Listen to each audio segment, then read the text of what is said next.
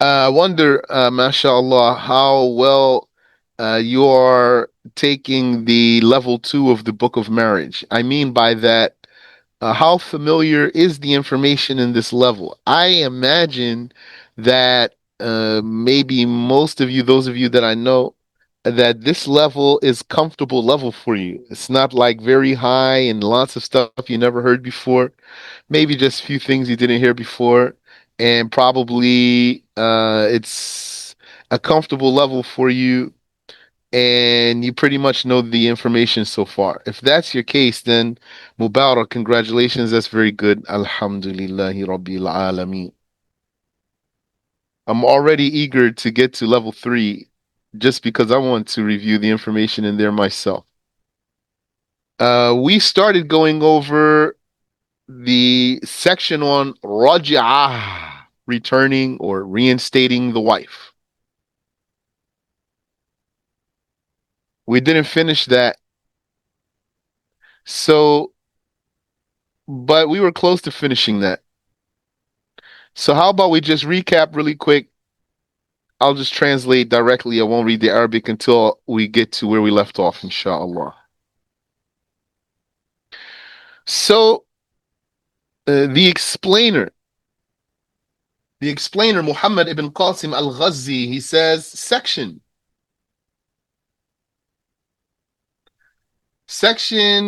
in the rules of Raj'ah. So he says Raj'ah. That's with a fatha on the Raj'ah, and it was cited to have a kasra. That would mean you'd say Rij'ah. Linguistically, it is a single instance of returning, and that's called masdar marra. Masdaru marra. That means a source noun that has the meaning of a single instance of that action. And religiously, it is returning the wife to the marriage in a countdown of divorce, in a countdown of a revocable divorce in a particular way. Okay, that's clear, inshallah. Excluded by divorce are some cases. Now, if you've actually reviewed the lesson we took, then you probably recall those cases. The case of mistaken sexual intercourse. This could result in an iddah. Yeah, and he's going to break someone's marriage contract. This mistaken intercourse here, and then put a woman into an iddah without going into details because I'm not prepared to go into those anyway. So in this case, you can't do a raj'ah and say to her, "I reinstate you as my wife." It won't apply. Also, if a woman is in the iddah because of the case of zihar, which is that her husband said to her, "You are to me like the back of my mother." He means to say to her, "I will not have intercourse with you, just as I wouldn't do so with my mother." And this is a major sin for him to say that to his wife. And if he said that to his wife, that's itself is not a divorce. But now either he has to divorce her or fulfill a kafara. And until he does one of those, then sexual intercourse with her is off limits. And if he divorced her, yani, we need to review the rules of lihar here. And he says, the explainer says, the legality of sexual intercourse after these two issues. So these two issues, they made sexual intercourse off limits. The legality of sexual intercourse after these two issues is not called raj'ah. So feel free if you want. That was the explainer's introduction, and then he starts to explain the words of Abu Shuja. So when a person divorced his woman, his wife, once or twice, then he has the right, without her permission, without her acceptance, to reinstate her as his wife, as long as her countdown has not expired. That's clear for you, inshallah. And this reinstating of the wife, if a person is someone who can speak, if he's a person who can pronounce, then his restoring or reinstating his wife or returning her is by saying such expressions as, I return you, I return you, rajatuki, or I reinstate you. And any form of that, rajatuki, or any some other form of that. And he told us, the explainer that is, told us that what's most correct, what's soundest, is that when the one who's returning his wife says, I restore you, I return you to my marriage, or if he says, I hold fast to you, then these two are explicit return statements. So if it's explicit, then that means what? Who will tell me? If those are explicit return statements, then that means what? 5, 4. She will be back. There is no any explanation. Doesn't need, it's not kinaya, ta'wil or something like that. It's not kinaya. Yeah, it doesn't need. Any ta'wil or any kind of, it's still. No, there's a word, one word that fills there. It doesn't need 3. You're on the right track. 2,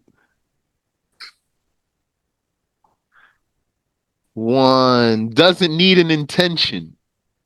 Oh. If it's explicit, it does not need an intention. That's just like the other rules of statements that we learned. Statements pertaining to blasphemy, statements pertaining to marriage, statements pertaining to divorce. We learned that there's explicit divorce and implied divorce. There's explicit blasphemy and apparent blasphemy and other types of statements. So for him to say to his wife or to the woman, I hold fast to you, or I return you, that's explicit. Those are explicit return statements, and therefore do not require an intention. Wa alaykum assalam wa rahmatullahi wa barakatuh. Now, on the other hand, the explainer tells us, if he were to say to her, I marry you, then this is non-explicit return. So then it requires what? Requires an intention.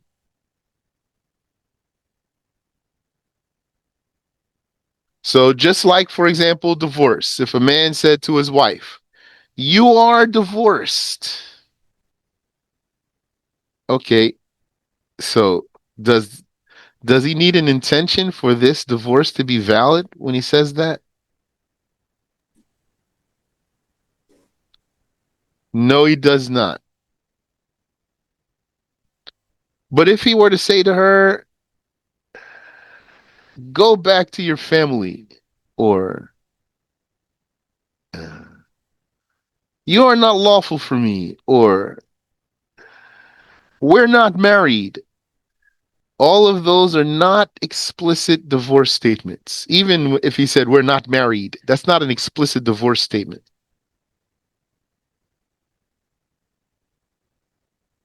Who can tell me why, if a man said to his wife, or to the woman, we are not married, why is that, or how is that not an explicit divorce statement?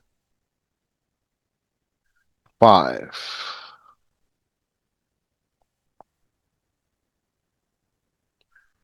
Four,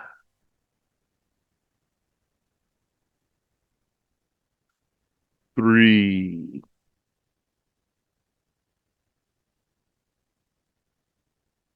two, one. That's not an explicit divorce statement because there's more than one way to not be married anymore. So for him to say we're not married doesn't mean that he divorced her. Maybe he committed apostasy and now he's telling her we're not married.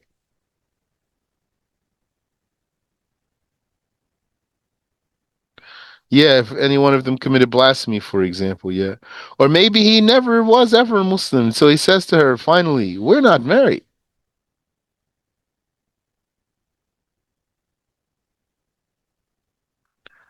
Uh, so then that's not an explicit divorce statement. So then it needs what for the divorce to be valid? It needs what for the divorce to be valid since it's not explicit?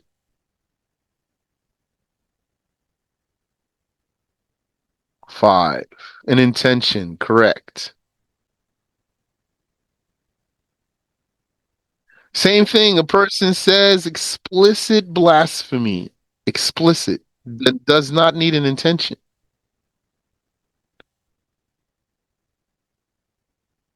It does not need an intention to if the blasphemy is explicit. But if he said something, maybe it means blasphemy or maybe it means something else. Then for it to be blasphemy requires his intention, meaning that he intended the blasphemous meaning.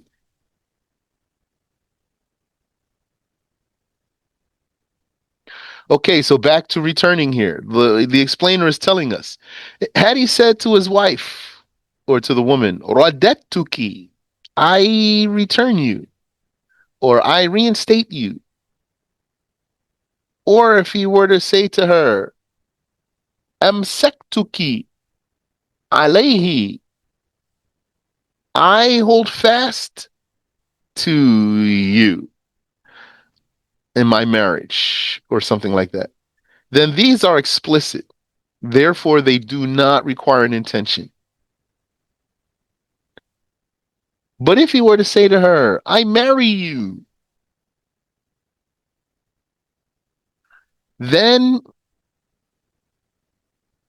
that's not explicit. That's not explicit return for him to say, I marry you. So if he said that and what he meant was to return her, then it's a return because it's not an explicit return. And we said that the condition for the man to return his wife, if he's not a pilgrim, is that he is qualified to conduct a marriage on his own. Uh, and a condition for the one who's returning his wife, if he's not a pilgrim, is his being qualified to conduct a marriage on his own. What qualifies a man to be able to conduct a marriage on his own? If he's pubescent, and he's not barred, not restricted from dealing, pubescent without being restricted from dealing, then he will be able to do his own marriage contract. That's how easy our religion is. Means doesn't have to go back to his dad at that point. But if he were barred from dealing, which that's going to happen by the Muslim judge, yani there's details how it could be barred. Yani the Muslim, the child, not just the Muslim, the child, and we're going according to the Shafi'i school here. The prepubescent child is barred from dealing, can't deal. Prepubescent child can't deal, according to Ash-Shafi'i, any deal. Can't sell, can't give or receive gifts, etc. Not on his own. Needs his guardian, he or she. Now, at puberty, if you are in control of that child's money, when they reach puberty, then you are supposed to hand that money over. Unless the child is irresponsible at puberty, if the child were irresponsible at puberty, like he's an arsonist. So when he reached puberty, he was an arsonist. Like when he was 9 or 10, he was an arsonist. Now let's say he's like 12, 13, reached puberty as an arsonist. Then you don't need the ruling of a Muslim judge to keep him barred.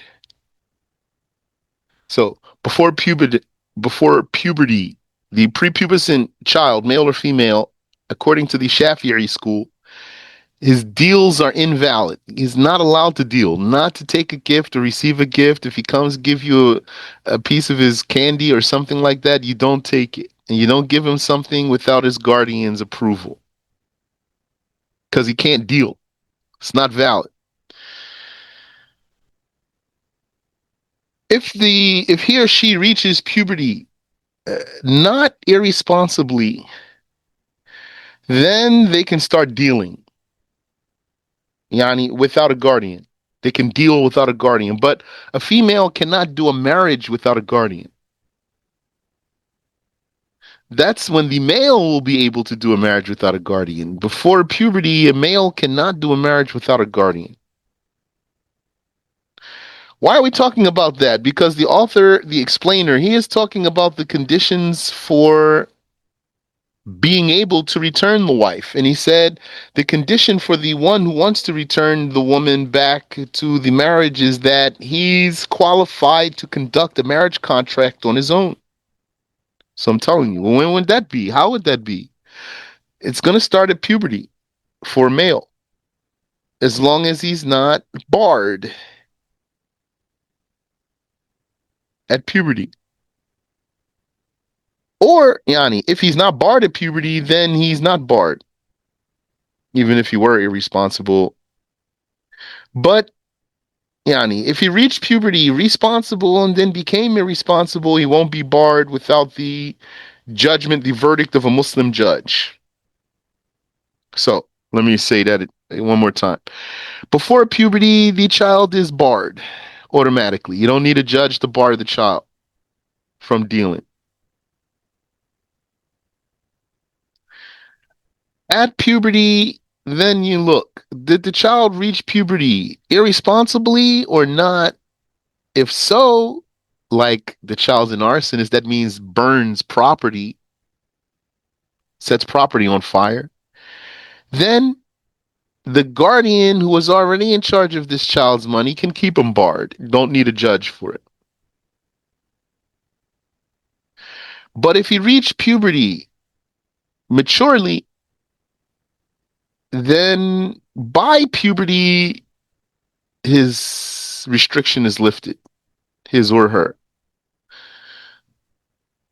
from dealing. But a female cannot give herself in marriage in the first place or give another woman in marriage. She can't do a marriage without a guardian in the Shafi'i school. So she is going to stay restricted there. The female is going to stay restricted concerning marriage after puberty, even into her adulthood. She's going to be restricted there. She needs someone to give her away. The male will stop being restricted at puberty if he becomes barred by the Muslim judge. This barring I'm talking about is on the part of a Muslim judge. Then then he cannot deal. Then he's not going to be able to deal because he was barred by the judge. Now he is not qualified to do a marriage on his own. Okay. So if you have a question, go ahead and ask. Let me see here. What about the Hanafi school of thought?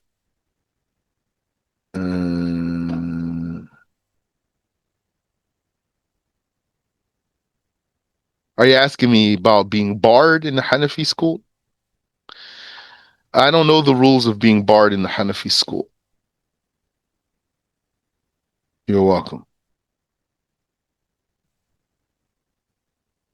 Uh, so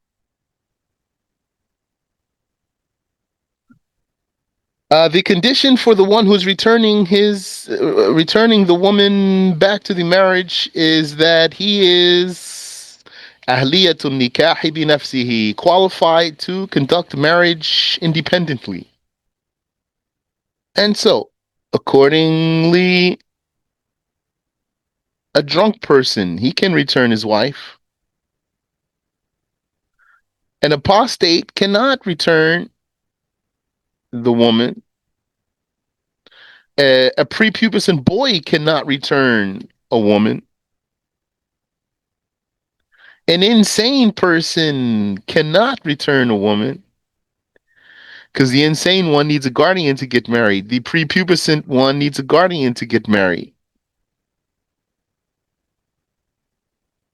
Now the irresponsible one, he can return his wife, return her back to the marriage, although he cannot conduct the marriage on his own. He can't conduct the marriage, but he can return her, this irresponsible one. And the slave, he can return his wife, although he needs his guardian's permission to get married. His master, rather, not his guardian, his master. Okay,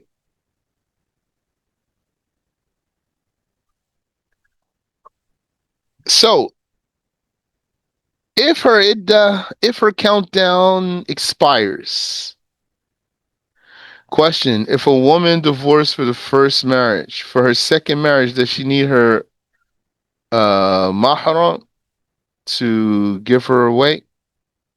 So when you say marriage means in this scenario we're talking about her idda actually expired and now he can't bring her back, so he has to remarry her.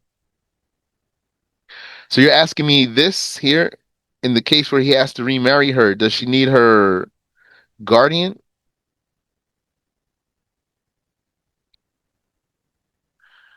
No, to marry another person. So if a woman got divorced for the first marriage, for her second marriage, does she need her guardian? Yeah, in the Shafi'i school, she always needs a guardian. A woman can never give herself away in marriage, according to the Shafi'i school and most of the scholars. Yani, even if she is, yani, 50-year-old, very mature woman, she needs someone to give her away in marriage. You're welcome. So now, what if her countdown expires? This woman who is returnable.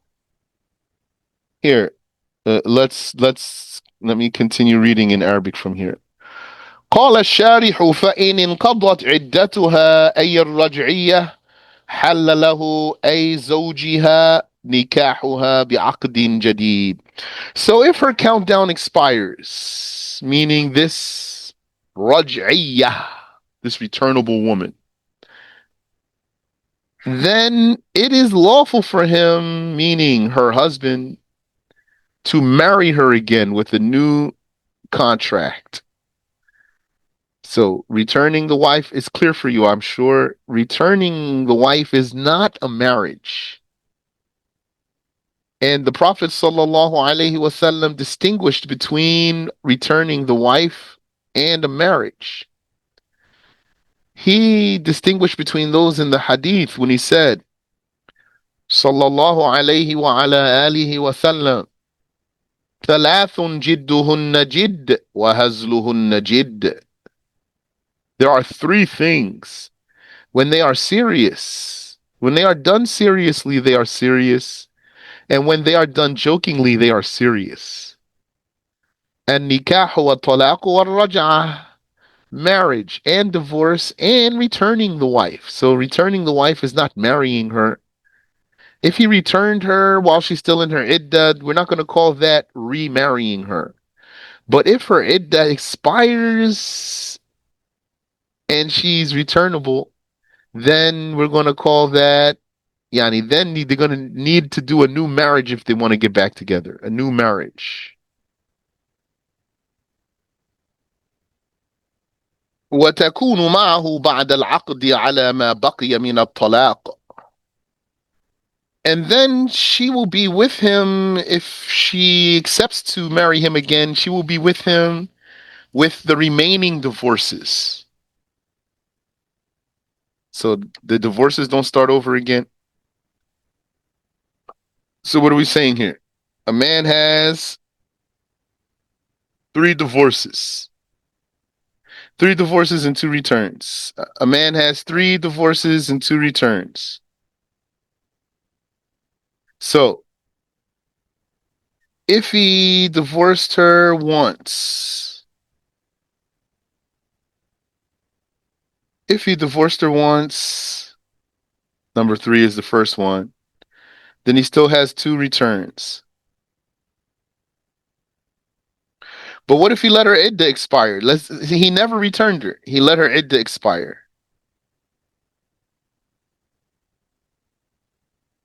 And then they married again. They will become married with the remaining divorces, which is two. He only divorced her one time.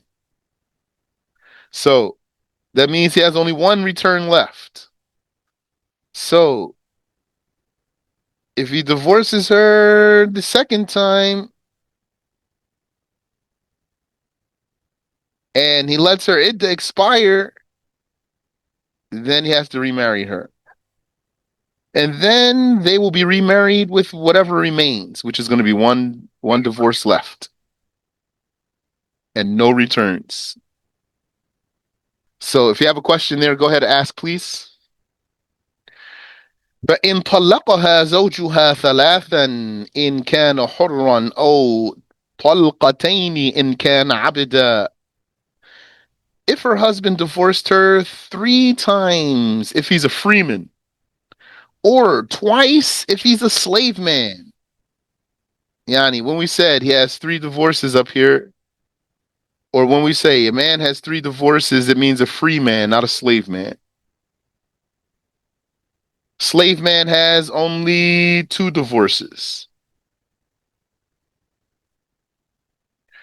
So if he divorced her three times, if he's a freeman, or twice if he's a slave man, قبل الدخول أو بعده, whether he never consummated or he did consummate. Meaning, what if he never consummated the marriage with her and then he said to her, "You're divorced three times"? Okay, now he's just divorced her three times. Or he did consummate the marriage with her and then he said to her, "You're divorced three times." She's divorced three times. But in the case that he did not consummate, then what? May Allah answer the dua of who answers this question properly. In case he did not consummate and then he divorced her, then what would be her case, or what's the rule here? He did not consummate and then he divorced her. What's her rule? 5. You mean in terms of not paying the dowry, or what? No, that's not what I'm looking for. Okay. 4. Go ahead. You want to answer? He can take her back. No, that's not what I'm looking for. 3. No idda. No iddah. Barakallahu fikum. Thank you. No iddah. If he never consummated the marriage with her and then he divorced her, she doesn't have an iddah. That's what I was looking for. Someone said he can't bring her back. That's true. Well, that's not what I was looking for.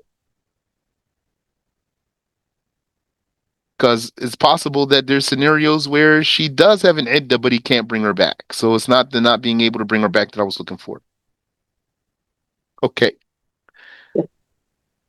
Is he owe her the dowry if he divorced her before consummating? Yes, he does owe her her dowry if he divorced her before consummating. If she's not a mufawwidah. The mufawwidah is the woman who said to her guardian, "Give me away in marriage without a dowry, without a mahar." She's the one that there's details possible that she doesn't get a dowry. And even still, it's possible that she still gets a dowry. So there's rules there. We'll have to review them. I mean, what yakum. But if she's not like that, she's just normal woman, and they did a marriage, he owes her her dowry, even if he didn't consummate. So whether the marriage was consummated or was not consummated, if he divorced her 3 times as a freeman or twice as a slave man, لم تحل له إلا بعد وجود 5 شرائط. She will not be lawful for him except after the confirmation of 5 conditions. Yani, the only way for him to get her back after that is for 5 things to happen. Those could you call 5 dreaded things for any man who divorced his wife 3 times and he still wants her. Could you call playing games, divorcing her 3 times and you still want her. Now what she's gonna have to do. أحدها انقضاء عدتها منه. The first of them is that she completes her countdown from him. أي المطلق. Him being the divorcer. والثاني تزويجها بغيره تزويجا صحيحا. The second condition is her being married to someone else validly. والثالث دخوله أي الغير بها. The third condition is for this other man to consummate the marriage with her. Yani, they have to be intimate. وإصابتها بأن يولج حشفته أو قدرها من مقطوعها بقبل المرأة لا بدبرها. And for him, yani, this consummation we are talking about here, the explainer is going to be more direct and explicit. What does this mean? That he must insert the head of his penis or the amount of that if it's missing, if the head is missing, into the woman's front, yani into her vagina. He must have a vaginal intercourse with her in particular, not in her rear. So an anal intercourse will not make her lawful for her first man. Must be vaginal. بشرط الانتشار في الذكر, and with the condition that the man's penis had an erection. This is condition. And this one who is penetrating is someone who is someone capable of performing intercourse. So it wouldn't be a child. Yani, she can't marry a child who can't have intercourse and yani, then use that to get back with her first man. It won't be valid. وَالرَّابِعُ بَيْنُونَتُهَا مِنْهِ أي الغير. The fourth condition is for her to be separated from him, that second man. What meaning? Divorced, for example. وَالْخَامِسُ انْقِضَاءُ عِدَّتِهَا مِنْهِ. And then the fifth condition is for her to finish her countdown from him. Now she can marry the first man again. Wallahu a'lam. Allah knows best. Any questions?